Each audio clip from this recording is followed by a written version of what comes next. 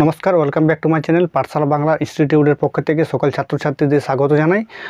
এর আগের ক্লাসে আমরা গুণ অনুসারে বচনের শ্রেণীবিভাগ ও গুণ সম্পর্কে জেনেছি। আজকে আমি ফিলোসফি বা দর্শন উচ্চ মাধ্যমিক দর্শনের পরিমাণ সম্পর্কে জানব। পরিমাণ কত প্রকার, পরিমাণ বলতে কী বোঝো, পরিমাণ সে সম্পর্কে জানব। তো আমার এই চ্যানেলটি বা ভিডিওগুলি ভালো লাগলে তোমরা লাইক, কমেন্ট ও শেয়ার করো এবং চ্যানেলটি সাবস্ক্রাইব করে নাও এবং পাশে থাকা বেল আইকনটি প্রেস করে নাও, যাতে আমার ফিলোসফি এবং উচ্চ মাধ্যমিকের সমস্ত বিষয়ের ভিডিও তোমাদের কাছে পৌঁছে যায়। তো প্রথমে আজকের আমরা এই ক্লাসে দেখব পরিমাণ অনুসারে বচন কয় প্রকার ও পরিমাণ অনুসারে বচন বলতে কী বুঝি। তার প্রথমে আমরা জানব পরিমাণ অনুসারে বচন বলতে কী বোঝো। তো কোনো বচনের পরিমাণ বলতে আমরা কী বুঝি, তাহলে বচনের পরিমাণ, বচনের গুণ ও পরিমাণ দুটি অংশ থাকে। তাহলে বচনের পরিমাণ বলতে আমরা কী বুঝি, বচনের পরিমাণ বলতে বুঝি কোনো বচনের পরিমাণ বলতে বচনের উদ্দেশ্য সম্পর্কে বিধেয়ের সামগ্রিক বা আংশিকভাবে স্বীকার বা অস্বীকার করাকে বোঝায়। তাহলে আমাদের যে বচন আছে সে বচনের আমাদের উদ্দেশ্য এবং বিধেয়পদ দুটি পদ আছে, উদ্দেশ্য পদ ও বিধেয় পদ।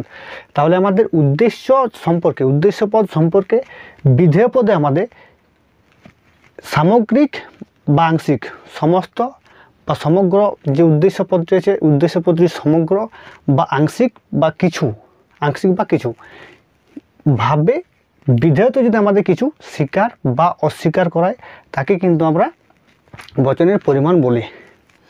তাহলে বচনের পরিমাণ কত প্রকার? বচনের পরিমাণ আমাদের দুই প্রকার। তাহলে পরিমাণ অনুসারে বচনকে কভাগ ভাগ করে, পরিমাণ অনুসারে বচনকে আমরা এখানে দুভাগে ভাগ করি।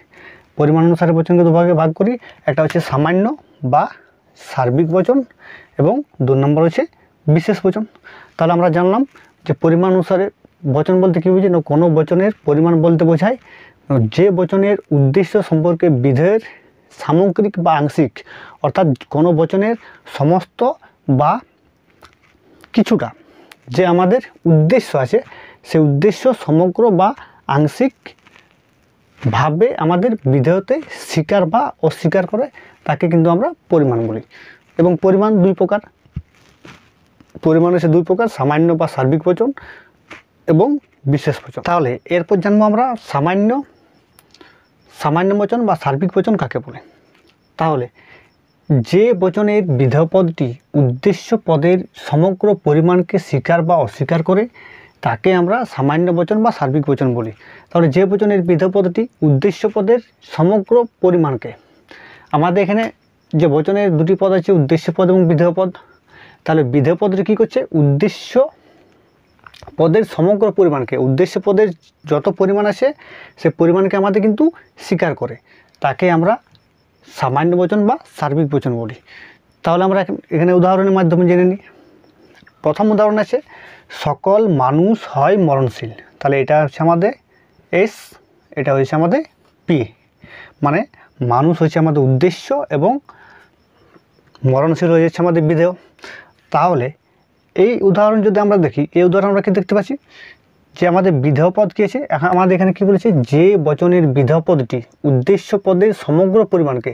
তাহলে আমাদের এখানে বিধেয় পদ মরণশীল, বিধেয় পদ কী হচ্ছে, উদ্দেশ্য পদের পরিমাণকে স্বীকার বা অস্বীকার করে। তাহলে আমাদের এখানে কী করছে, প্রথমত দেখতে আমাদের এটা হচ্ছে সদর্থক, মানে আমাদের এখানে স্বীকার করছে। তাহলে যে বিধেয় পদ আছে আমাদের, এই বিধেয় পদ কী করছে, উদ্দেশ্য পদের সমগ্র পরিমাণকে স্বীকার করে। তাহলে আমাদের এখানে উদ্দেশ্য পদ হচ্ছে মানুষ, মানুষের যে আছে সকল পরিমাণ আমাদের এখানে কী আছে, সকল। তাহলে সকল মানুষকে আমাদের এখানে স্বীকার করছে। কি স্বীকার করছে, যত মানুষ আছে সকল মানুষ কিন্তু মরণশীল। 1 নম্বর। দ্বিতীয় উদাহরণ কী আছে, দ্বিতীয় উদাহরণ হচ্ছে কোনো মানুষ নয় অমর। তাহলে আমাদের মানুষ হচ্ছে আমাদের সাবজেক্ট মানে উদ্দেশ্য, এবং অমর হচ্ছে আমাদের পি প্রেডিকেট বা বিধেয়। তাহলে আমাদের এখানে কী বলছে, কোনো মানুষ নয় অমর। আমরা যদি এই নিয়মে যাই যে বচনের বিধেয় পদটি উদ্দেশ্য পদের সমগ্র পরিমাণকে স্বীকার বা অস্বীকার করে, তাহলে আমাদের এখানে কী আছে, নয় আছে, আমাদের এখানে কী করছে, অস্বীকার করছে। এখানে কিন্তু আমাদের নয় আছে, বা আমাদের এখানে কিন্তু স্বীকার করছে না, অস্বীকার করছে। তাহলে যে বচনের বিধেয় পদটি উদ্দেশ্য পদের, তাহলে আমাদের এখানে বিধেয় পদ আছে অমর। অমর যে পদটি আছে সেটি কিন্তু আমাদের বিধেয় পদ, এবং বিধেয় পদটি কী আছে, উদ্দেশ্য পদের সমগ্র পরিমাণকে এখানে কী করছে, অস্বীকার করে। তাহলে আমাদের এখানে মানুষ সম্পর্কে কিন্তু আমাদের এখানে কী করছে, অস্বীকার করছে। কী অস্বীকার করছে? নো, কোনো মানুষ, অর্থাৎ এমন কোনো মানুষ নয়, একটা মানুষও নয় যে মানুষটি আমাদের অমর। অর্থাৎ যত মানুষ আছে সবাই কিন্তু মারা যায়, কোনো মানুষ আজ পর্যন্ত বেঁচে থাকে না। তাহলে আমরা এখানে বুঝতে পারলাম যে সামান্য বচন বা সার্বিক বচন কাকে বলে, বিশেষ বচন কাকে বলে।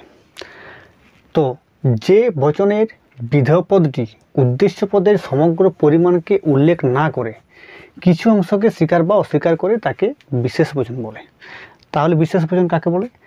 যে বচনের উদ্দেশ্য পদ, বচনের যে পদ আছে উদ্দেশ্য পদ এবং বিধেয় পদ, তাহলে বিধেয় পদটি উদ্দেশ্য পদের সমগ্র পরিমাণকে উল্লেখ না করে। বিধেয় পদ আমাদের উদ্দেশ্য যে পদটি আছে সে উদ্দেশ্য পদের সমগ্র পরিমাণকে কিন্তু এখানে উল্লেখ করে না, কিছু অংশকে আমাদের কি করছে, স্বীকার বা অস্বীকার করে, তাকে আমরা বিশেষ বচন বলি। তাহলে আমরা উদাহরণের মাধ্যমে দেখি।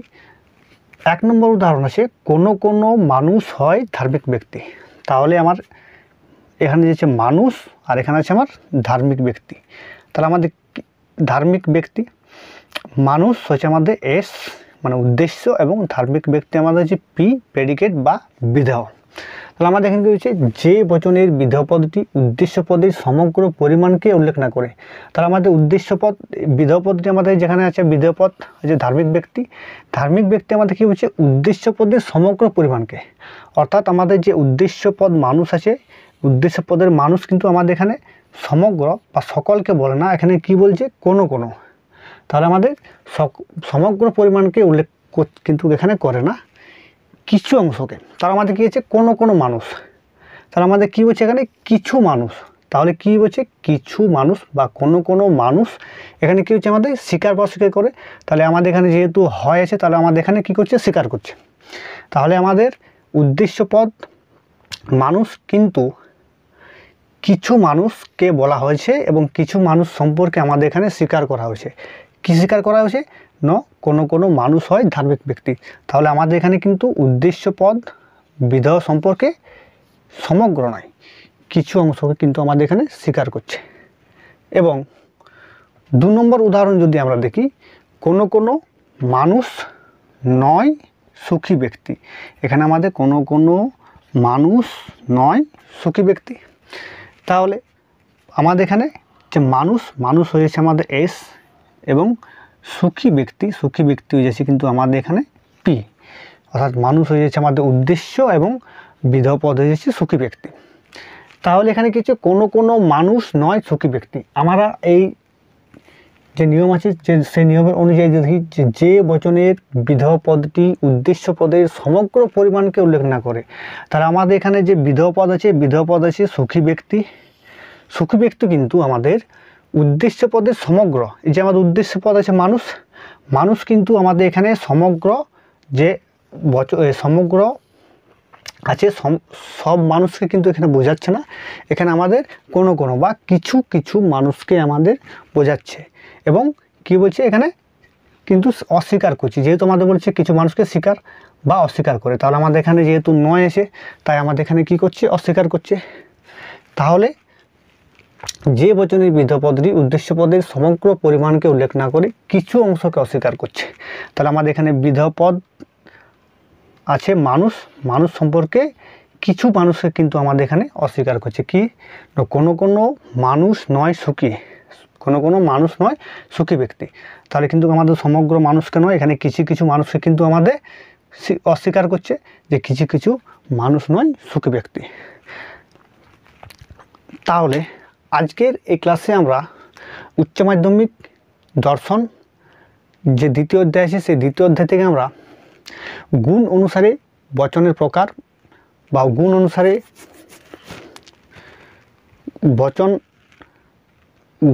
বচনের প্রকার আমরা আগের ভিডিওতে দেখেছি। এবং গুণ অনুসারে বচন কয় প্রকার, গুণ অনুসারে বচন কাকে বলে সেই ভিডিও দেখেছি। আজকের ভিডিওতে আমরা পরিমাণ অনুসারে বচনের শ্রেণীবিভাগ, পরিমাণ কাকে বলে ও পরিমাণ অনুসারে বচনের শ্রেণীবিভাগ সম্পর্কে জানলাম। এরপরে আমরা গুণ ও পরিমাণ উভয় সম্পর্কে, অর্থাৎ গুণ ও পরিমাণ মিলিয়ে যে আমাদের বচন তৈরি হয় সে বচন সম্পর্কে জানব। এবং তারপরে কিন্তু আমরা মেন যে আমাদের আছে বচনের নিয়ম, সেই নিয়ম সম্পর্কেই কিন্তু আমরা ক্লাস করব। তো আমার উচ্চ মাধ্যমিক সমগ্র বা ফিলোজফি ক্লাসের ভিডিও পেতে তোমরা চ্যানেলটি সাবস্ক্রাইব করে নাও এবং পাশে থাকা বেল আইকনটি প্রেস করে নাও, যাতে আমার সমস্ত ভিডিও সবার আগে তোমাদের কাছে পৌঁছে যায়।